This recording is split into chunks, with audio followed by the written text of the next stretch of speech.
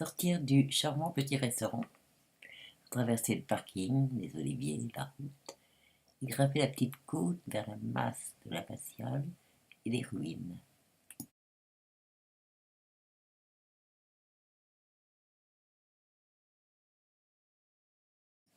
Pied pris, pénétrer dans la crypte, qui pente oblige est en partie troglodyte, en partie socle puissant soutenant l'ensemble. 12e siècle, le temps de la plus grande puissance de l'abbaye. Un transept avec des absidioles, d'où par un couloir en pente creusé dans le rocher, et qui s'ouvre sur une rotonde d'une grande pureté, entourée d'un déambulatoire qui semble haut d'être aussi étroit entre les gros murs, et de 5 chapelles rayonnantes dans l'axe des baies de la rotonde. Et un moment, jouer avec les formes et les perspectives entre ces pierres parfaites et n'oser se élever. S'attarder un peu sur des détails. Et puis, regarder la lumière qui passe par des toutes petites fentes du gros massif de la crypte plantée sur son rocher. Aller vers la petite porte avec une vue. Et puis déboucher en dehors sur le rocher. Sur le rocher en pente, borné par un mur, des petits bâtiments sur lesquels mes yeux ont glissé. Le rocher qui descend en biais, parsemé de tons plus ou moins longs, de simples trous dans la roche, des riens, étrangement et doucement émouvants, sur lesquels on se penche.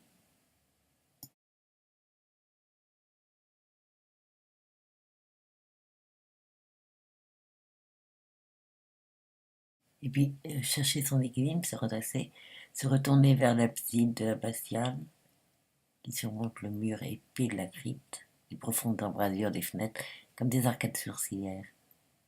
Puis l'envol de la masse de la tour défensive du XIVe siècle. On passe à côté d'un relief, franchit la porte vers la campagne.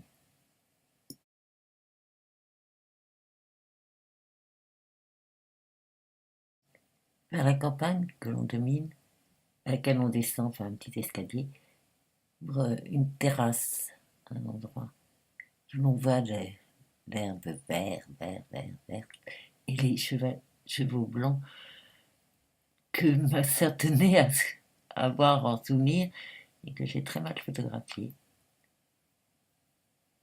Un toit en pente qui est celui de la chapelle, l'origine de l'abbaye dans laquelle on va aller.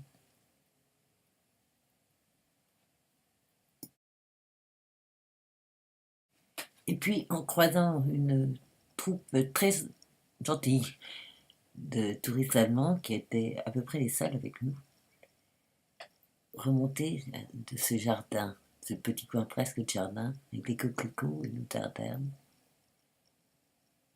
pour à mi-côte découvrir la chapelle Saint-Pierre du XIe siècle. Ce qui reste le plus ancien de l'abbaye, un bâtiment du XIe siècle, humble. 2 galeries, une charmante galerie aux chapiteaux ornés posés sur des colonnes, qui sont des remplois du bâtiment plus ancien, qui s'ouvre comme un balcon sur la nature.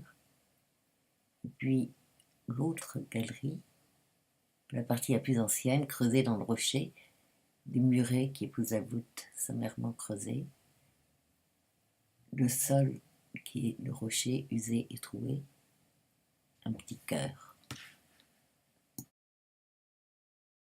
Et puis derrière, après la pierre moderne qui sert d'hôtel,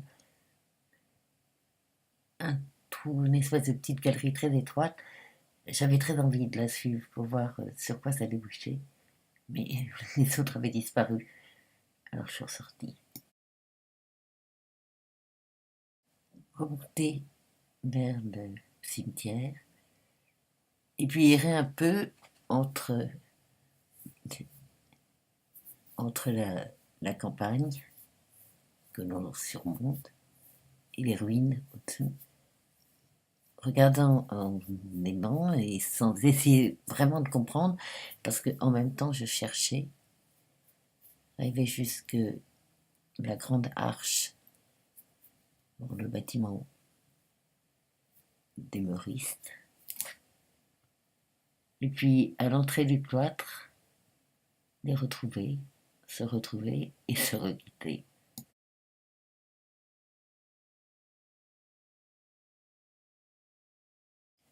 Et là, ma foi, tournait un peu en rond, ce qui fait que je ne sais plus très bien, en voyant des chapiteaux, des sculptures, dans quelle galerie elles sont. Les trois galeries qui sont du XIIe siècle, d'époques différentes. Puis la galerie du fond qui a été reprise pour le bâtiment des Meuristes, avec toujours les sculptures, mais des arcades simples vont avec le style du XVIIe siècle. Ma foi, ben, je ne dis rien, on regarde.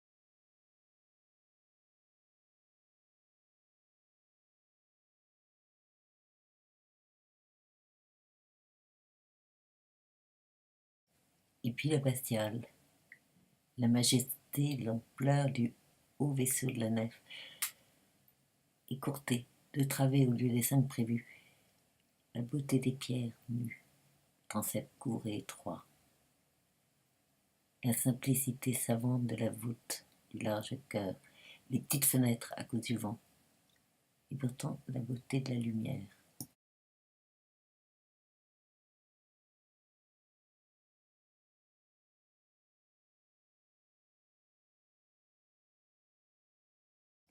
Ressortir par le cloître, et puis, ma foi, plus grand-chose, un petit tour dans l'installation au bas de ce qui reste des monastères mauristes.